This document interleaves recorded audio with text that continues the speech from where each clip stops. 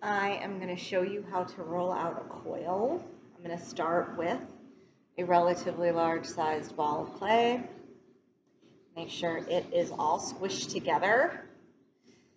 I'm just putting it in one hand squishing, putting it in the other hand squishing until I don't see any giant holes or folds or anything. If there is a fold in my clay, this fold is going to stay in my coil, so I'm going to make sure it is all squished. As squished as it can possibly be. So I'm going to have my relatively large size ball of clay. I'm going to roll my hands around so that it rolls into a ball.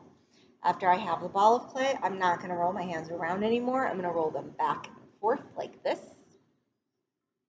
until I get a little worm of clay. Once I have this little worm of clay, it goes from basically one end of my hand to the other end of my hand. So it is the width of my hand. I have to put it on the table. I'm going to put both hands over it. And without pressing down or putting any pressure on it, I'm just going to roll my hands back and forth.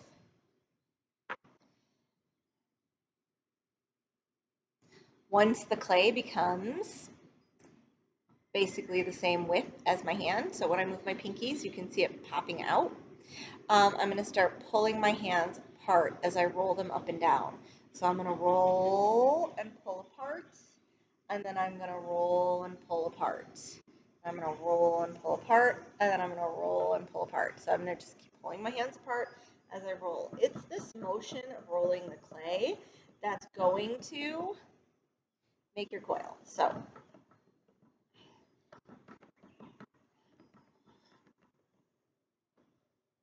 if my coil starts flattening out like it is, I'm going to put it on its side so that it's tall, and I'm going to smush it down. It does this when the clay is a little dry, but that doesn't mean anything.